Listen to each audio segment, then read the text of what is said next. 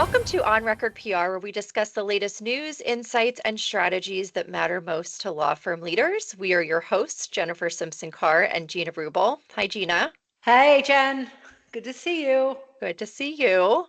Welcome back to the official post Labor Day start of um, What time did you get up today? You've got to be exhausted from taking your daughter to school and back to first day. school.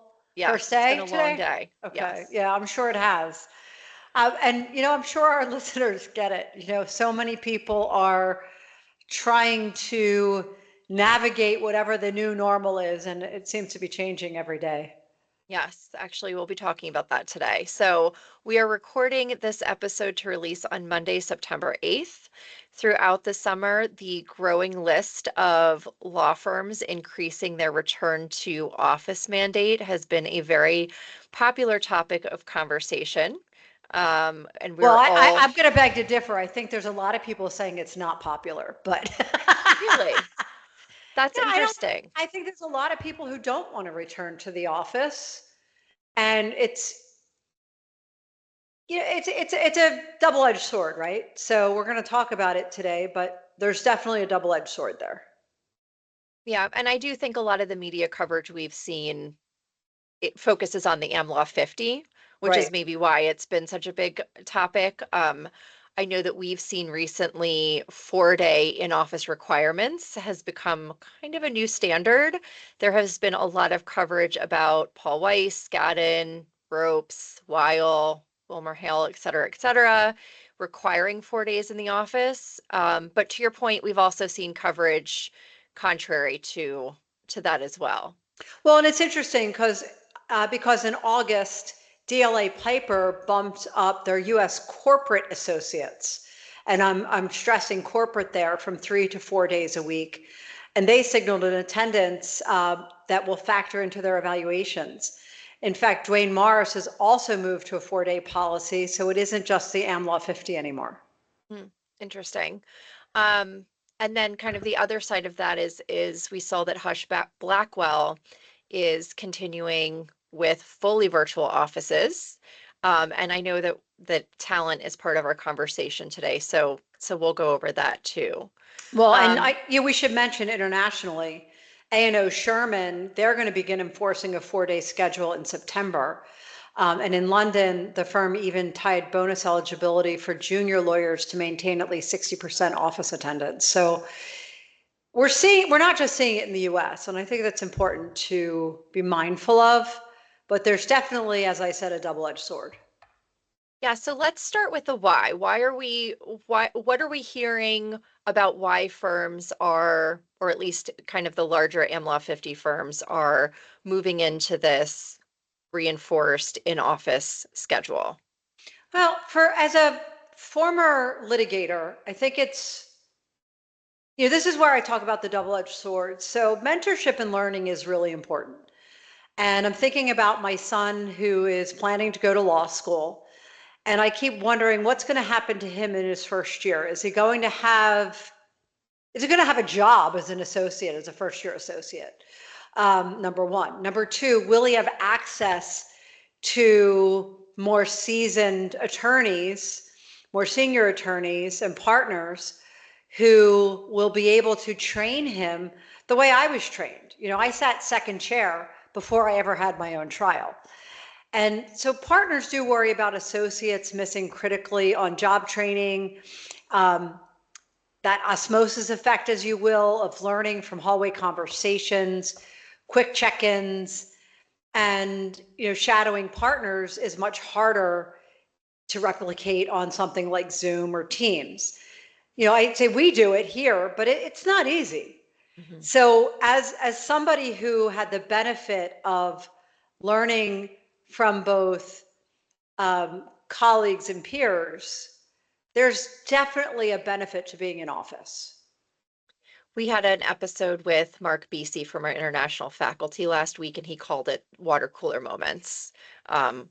which I think are really important. I mean, I remember being in-house and saying, oh, I know so and so, right? This partner or this practitioner really likes to grab their coffee around this time, or the firm's hosting a snack session at this time, and I'd make sure I was there just to be able to have conversations about the matters the attorneys were working on, or, learn more about what it is they're looking to do from business development perspective. There's so much you learn and so many more questions you can ask. So, I equate it to Jen. I mean, full disclosure, we are a distributed team, right? But you worked in the office yesterday and we got so much done. Mm. And actually, it was a real pleasure to have you. And we sat and you overhear things. And one of the benefits years ago when we were all in the office and all in an open air environment, I don't recommend that for law firms, by the way, but we were. And people would hear me on new business calls. They'd get a sense of how you do things, why you do things. So that does get lost in a virtual environment. So I hear you say culture and collaboration are a big part of this. Why as well? It is. And culture, and you've heard me say that a lot. And it's very hard to reinforce culture and collaboration virtually. I think we as a team have done a great job. And I spend a lot of time on Zoom calls, on Slack calls, on Teams calls. But it's not quite as easy. And yet, going back to that double-edged sword, to have a fully inclusive environment also means giving people the tools to do other things that are required by them, like care for family members. So there are a lot of firms I've known over the years that have had more flexible work environments where people could work from home when they needed to, but it wasn't a part of the job. And those same firms had greater retention rates of, in particular, women, or, and I'll say women, but those people who are the caregivers in their families, whether it's for young children or aging parents or sick family members. So I don't think there's one answer on the Mhm. why, but culture and collaboration is important. It helps to, you learn more about people. You read their faces. You can ask, how are you today? More readily. So it comes more naturally, in fact, to lawyers in a physical environment. Hmm. What are we hearing from the client perspective? I think it's all over the board. Yeah, me too. Your more traditional clients say that they've raised concerns about responsiveness and want assurance that their outside counsel teams are available. And then you have other ones that are fully distributed companies, like all these AI companies and these tech companies, and they just want you to get the work done, get it done right, get it done fast, and use their tools to do it. So there's no one answer. There's no one right answer. Yeah.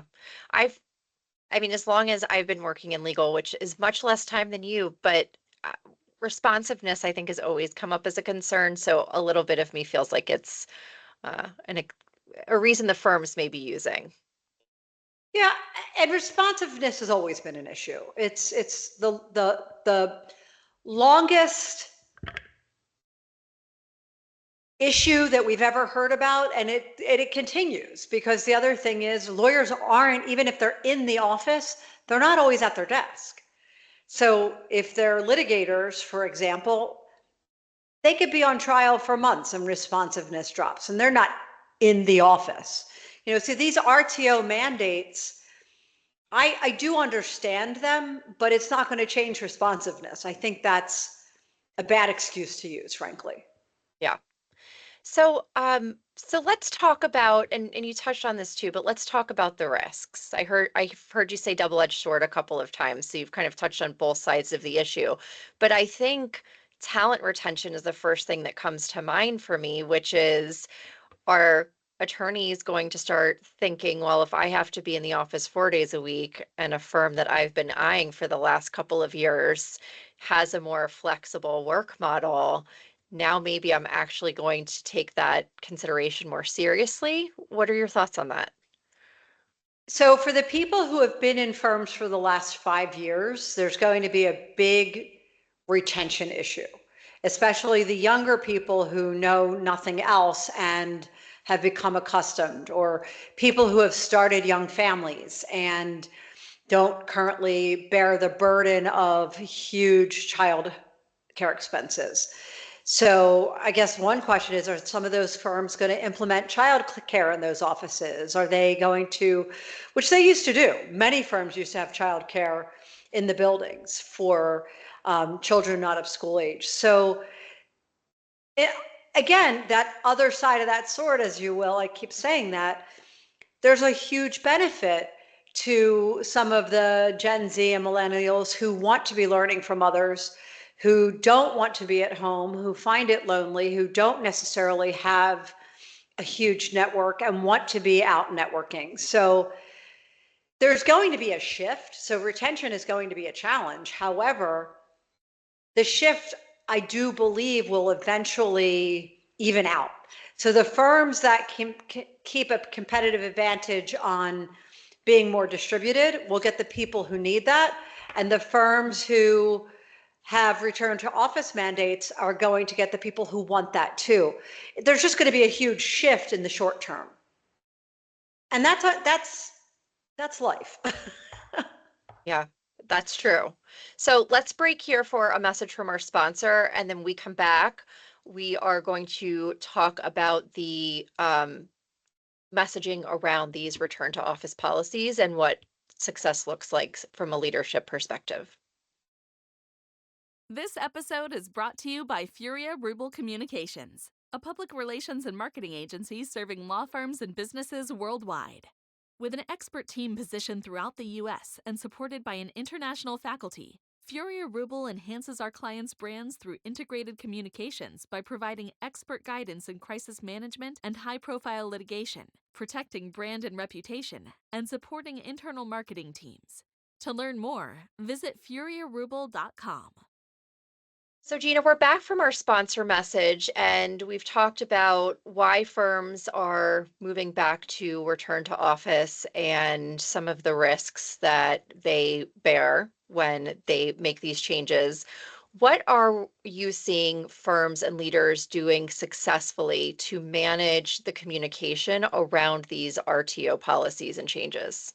So Jen, just for 1 second before we go there, I just want to share two other risks because we mentioned talent retention, but we didn't mention equity concerns or legal exposure. And so it's really important to be mindful that there are risks and how the messaging plays into those risks. So I'm not going to go into great detail.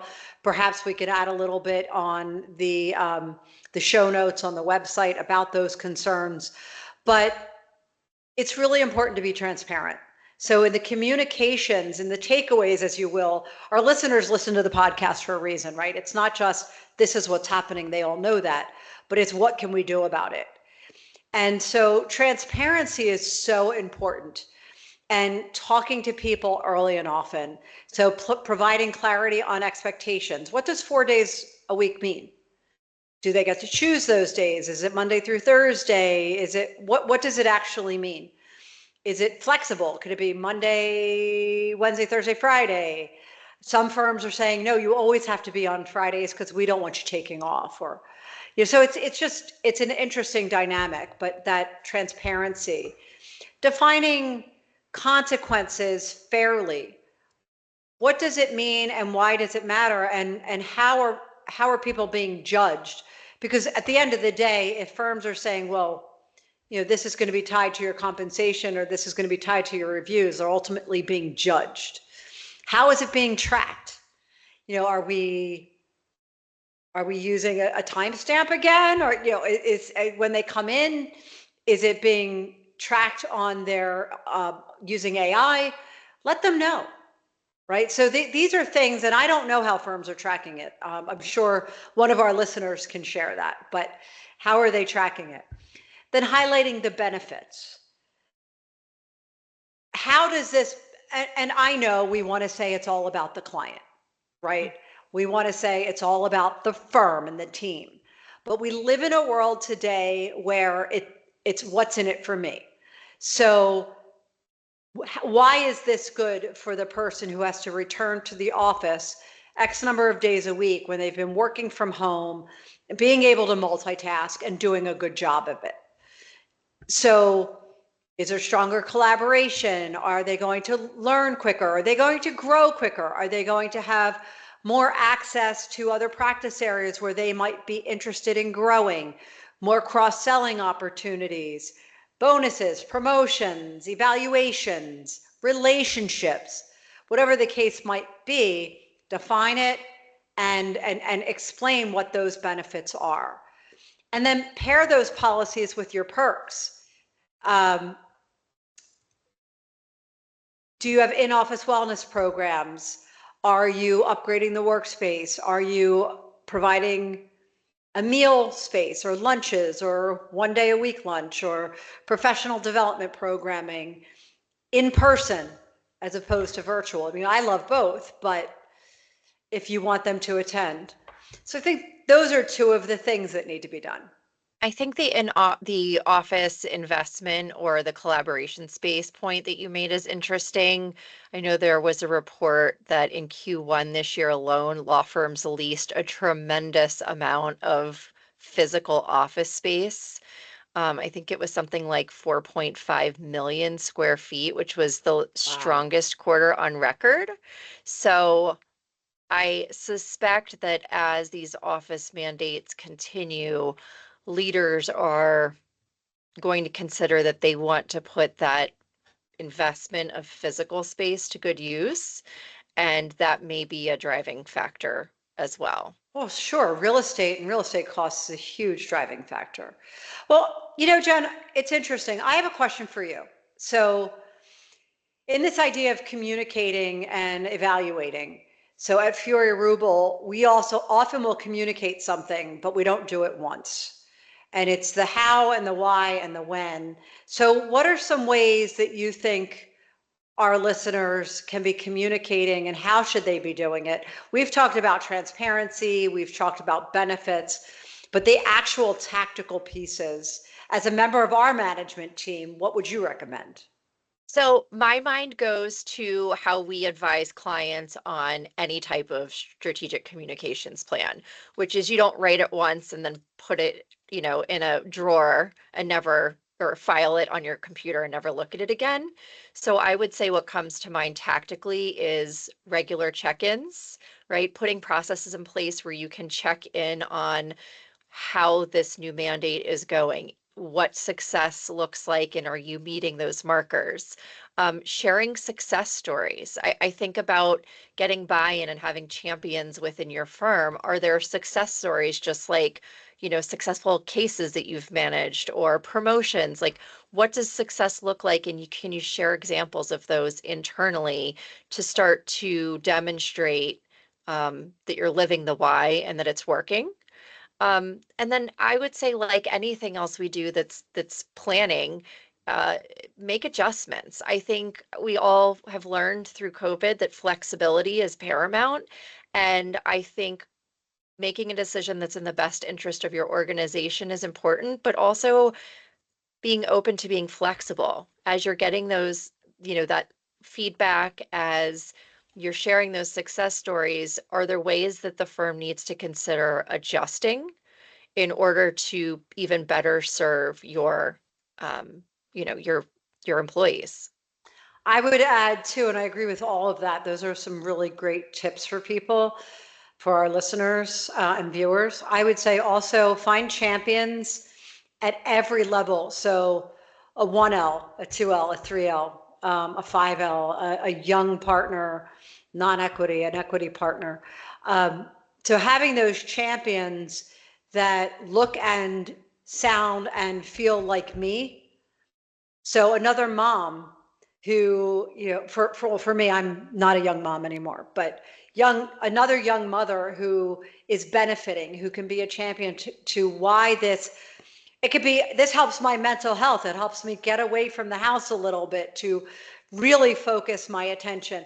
So finding the champions that culturally fit with your, I'll call them special interest groups, as you will, so that it's not just the firm, not just the leaders, because frankly, as a CEO of a company, if it doesn't come from everybody else, I'm never going to get full buy-in, right? So I think making sure that you have those champions in place is really helpful. Yeah, I agree with that. Um, I think we have probably hit all of the points we've wanted to share today. Thank you. I'm excited to be back on a schedule where we're talking more about the news and the timely topics, but I've also appreciated a little bit of a timing break over the summer. Um, so I want to thank our listeners as well. We are so grateful that you tune in each week. If you've enjoyed this episode, please share it, subscribe to the show, consider leaving a review, and we love to receive your feedback and topics at podcast@furiarubel.com. Gina and I will see you next week. See you next week, everyone. Have a good one. On Record PR is produced by Jennifer Simpson Carr and Matt Henderson, with support from the team at Furia Rubel Communications. This episode is edited by Isabel Horan and Christian Yamula. Visit www.onrecordpr.com for resources and more information.